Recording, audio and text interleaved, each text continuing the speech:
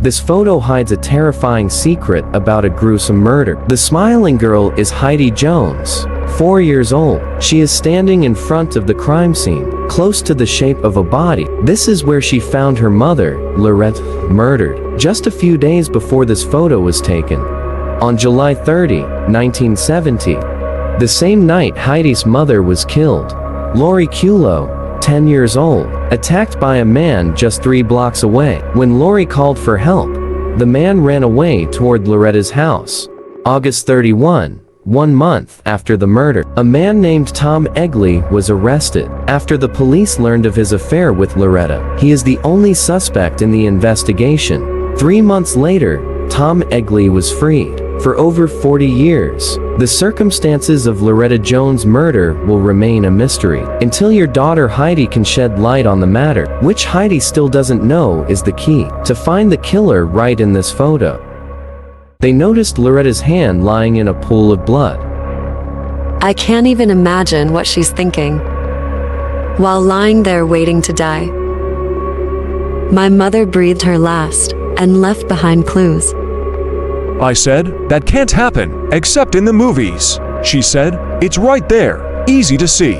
Loretta writes the killer's name in blood. That year was 1970. Loretta is a single mother, trying to provide for her daughter, 4-year-old Heidi.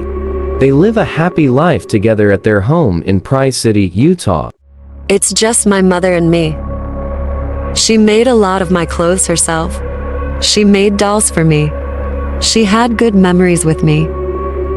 For me, my mother is the best mother. July 30, 1970. It was a warm summer night. Heidi kissed her mother goodnight before going to bed, without knowing that this would be the last time she would see her mother. July 31st, at 11:40 a.m., police were called to 468 East 4th Street. They found Loretta Jones, 23, murdered by stabbing. They learned that her only daughter, 4-year-old Heidi, at the neighbor's house, scared and alone. The police chief kept calling my mother, and finally my father came home. He was very sad and shocked. The first thing my mother said was, "Where is Heidi?" While the police pursue their investigation, Heidi was left in the care of her grandparents. While the killer is still on the run, Heidi is worried that the next person might come to get her, and so are the police. As it turned out, there had been another attack the night before. This time, the victim was only 10 years old. At around 9:30 p.m., little girl Lori Cullo was attacked, just 3 blocks from Loretta's house. Police believe the 2 crimes are linked, and the whole Price community began to worry for the safety of their own children. Many people in town are just scared that this is the man who killed my sister, and he also kidnapped a little girl that night. Everyone's wondering, where is this guy? What had happened to him? A few days later, Heidi finds herself at her mother's funeral, looking at her mother lying in the coffin. She wears a blue dress. It has a super high neck, so you can see where her neck was slit. But I remember seeing her in the coffin. And to me, she looks exactly like Sleeping Beauty. It's hard to see Loretta, and her daughter Heidi is crying when she realized that her mother was no more. In the months following Loretta's murder, few arrests were made and no suspects were convicted. 1971, 1 year after the murder of Heidi's mother, the case went cold. The killer is still on the loose. As Heidi grew up, one thought haunted her every night. She didn't remember her mother screaming for help or make any loud noises. When she was stabbed to death, Heidi understood there was only one explanation. How can someone not make a sound? Through those things, don't call for help? She's been through it, because she doesn't want anything to happen to me. How could I ignore that? My mother was my hero that night. When living with grandparents, Heidi felt she couldn't talk about her mother anymore. She doesn't want to forget, but everyone tried to advise her to forget. I remember being very sad and crying a lot whenever I try to talk to her about my mother. That just made her cry. She said, "Why don't you let it go?" And I said, "I can't let it go." Many years have passed. Heidi is still haunted by feelings of guilt, that her mother's killer is still out there, and no one is willing to bring justice to Loretta. She is forced to take it into her own hands, but how? I know she will try her best to do whatever she needs to do for me, and she proved it the night she was murdered. I owe it to her to do something about this. 1989. Heidi turned 23 years old, the same age as her mother when her mother was killed. Inspired by a TV show called Unsolved Mysteries, she started a massive mailing campaign. Send them to the Price City Police Department, to the Carbon County Sheriff, to the FBI, but none of them responded. However, she persisted in writing letter after letter. If I can continue the conversation about my mother, then perhaps I can help resolve your case. Years passed and still no response from anyone. Nearly 36 years later, the killer remains free. Nearing her 40th birthday, Heidi made a bold decision, leaving everything he had behind and returning to his hometown of Price, Utah, for the sole purpose of solve the murder case of her mother. There, she was faced with her grandmother pushing her to let it go. My mother just wants Loretta to rest in peace. To be honest, I have mixed feelings. But the rest of me thinks, where's the guy who killed Loretta? In 2009, Heidi was reconnected by chance with a childhood friend, David Brewer. The person commented on one of her social media posts. This is how she knew David was a detective. Heidi told David everything she could remember about that night. Oh, I lost my courage with him. I just need help. Her story begins on July 31, 1970. What I remember most clearly is that I heard a noise. I went to the bedroom door and looked through the keyhole and saw something lying on the floor. And at first, I just thought it was a pile of laundry. Heidi, 4 years old, opens the door and saw her mother, Loretta, lying in a pool of blood. Heidi was shocked, unable to grasp the scene before her eyes. She staggered out of the house in a hurry. My next vivid memory is of me being on the porch, and the next door neighbor is out there digging for worms. He said, "Heidi, come here. I have to show you something." And I said, "I can't. I think my mother's dead." When David Brewer listened to Heidi's story, he can't believe he never knew about Loretta's murder, that Heidi never talked about it at school. What a child sees. It was unimaginable for my mother to lie there. I told him everything I could tell him about my mother's case. I told him every rumor, every story. Even though Heidi expected David to reject her, since the murder is unlikely to be solved. But David was still moved by Heidi's story. He could tell she was still upset. After all these years, Carbon County Sheriff David Brewer reopened the case. Murder, 1970 by Loretta Jones. His first step was to review the original case file. But immediately, David faces a serious hurdle. There is a risk of stopping the investigation altogether. The case files no longer exist. I quickly discovered that I had no proof, and any case files. This is unusual because murders are kept for life. In addition to old newspaper clippings, David also has written statements in hand by first responders at the scene of Loretta's murder. They found Loretta lying on her side, with his hands in a pool of blood. They and the doctor witnessed 17 stab wounds in the back and 2 stab wounds in the chest. First responders found no signs of forced entry. This shows that Loretta knows her killer. Then, Detective Brewer made another shocking discovery. It seems that, according to the medical examiner, Loretta did not fight back. A person was stabbed multiple times. There will certainly be defensive wounds in a typical case. The question was surprising. Why didn't Loretta fight for her life? I believe Loretta kept quiet to protect her daughter because she was afraid. My daughter ran out and was injured. Although Brewer now has the details regarding the case, he still has no evidence from the crime scene and no leads on the suspect. The possibility of solving this case is almost non-existent. David faced Heidi empty-handed. Without any forensic evidence, he wouldn't be able to do much more. David told me, "Unfortunately, we don't have any photos of the crime scene." Immediately, Heidi remembered the box, the furniture that her grandmother had kept for so many years. Inside she placed anything related to her daughter's murder. What stands out most is the photo. Heidi stood near her mother's body. Why did you take a photo of her right away? Where did her mother die? The blood stain is still there. But this photo is the only crime scene photo we have. Along with the photo is a newspaper cutout. A man named Tom Egley was accompanied by a police officer. To David's knowledge, Tom is the only suspect in the murder case. He spent 3 months in jail awaiting trial, but the judge released him due to lack of evidence.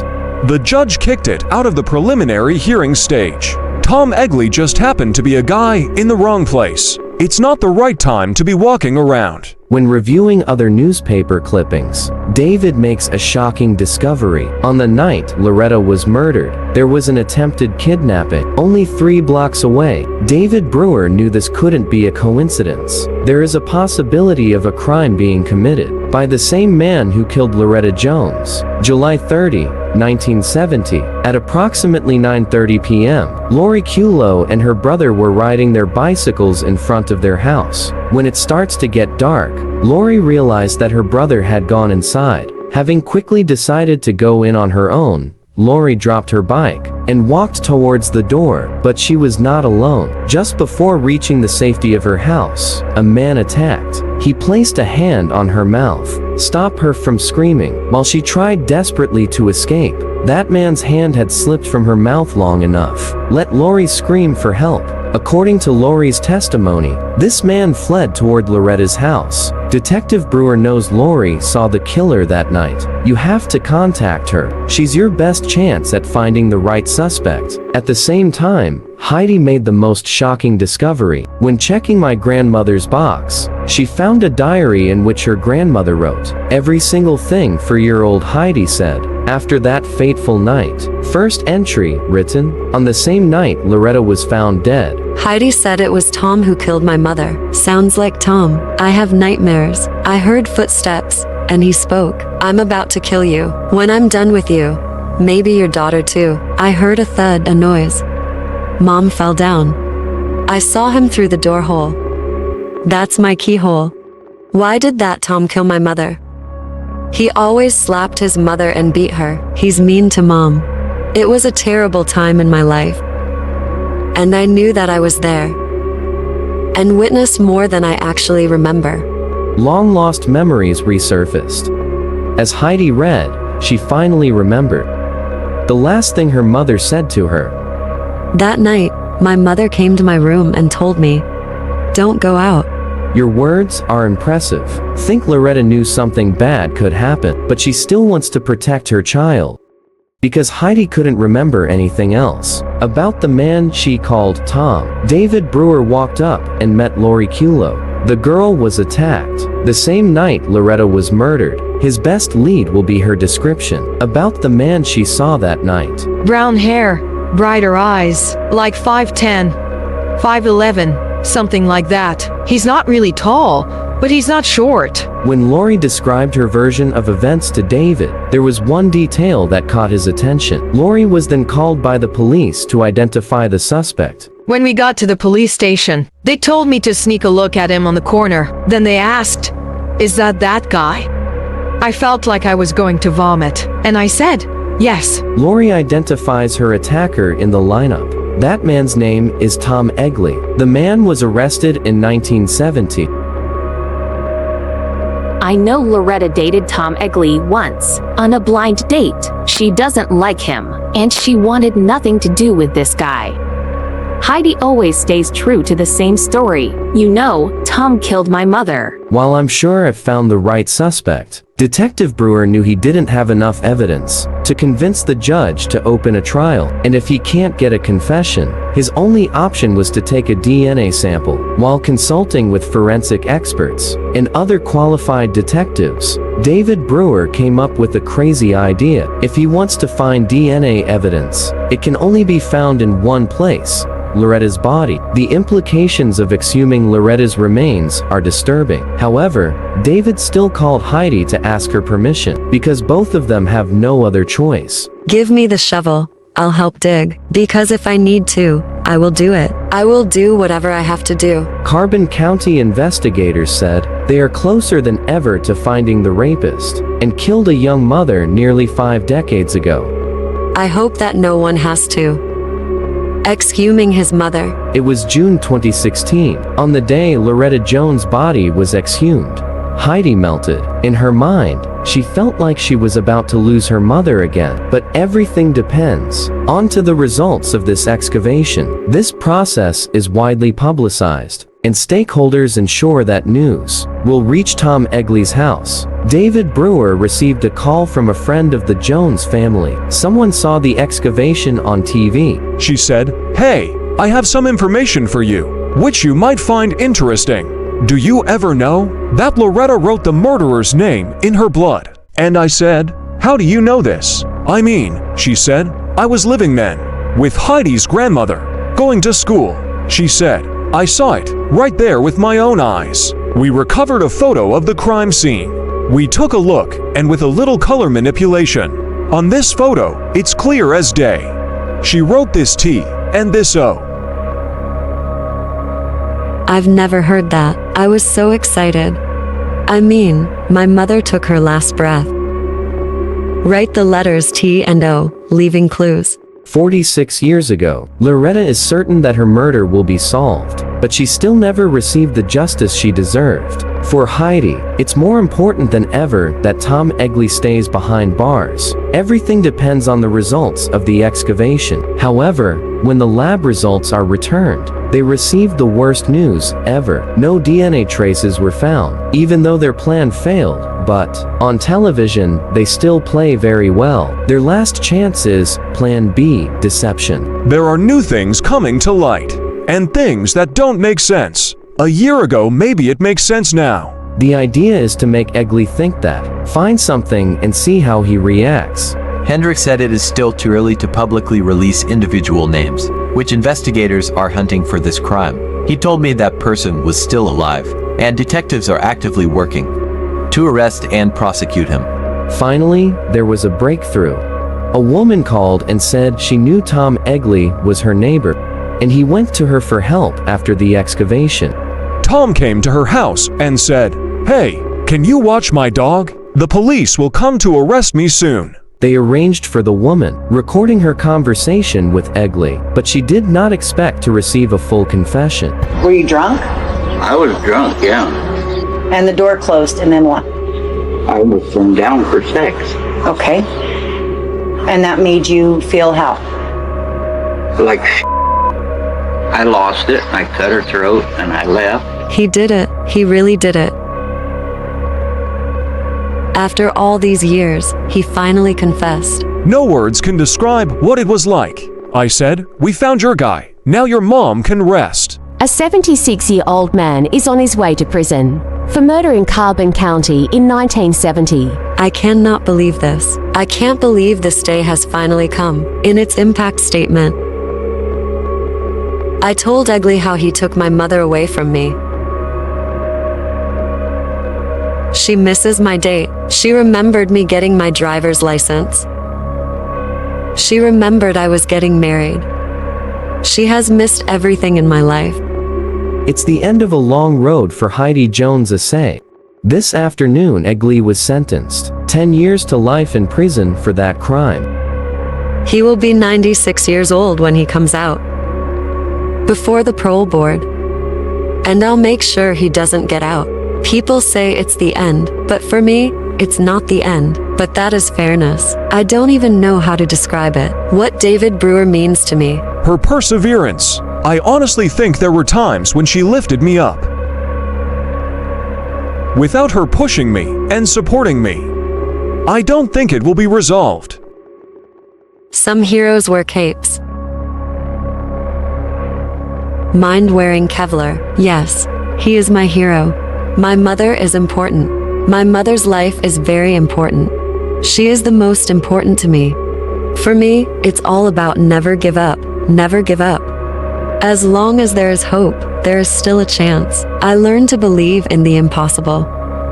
This is an important part of Jones Assay's life. She said she wasn't sure what she would do now. She simply said she will keep her mother's memory forever. You are following the channel TrueCase.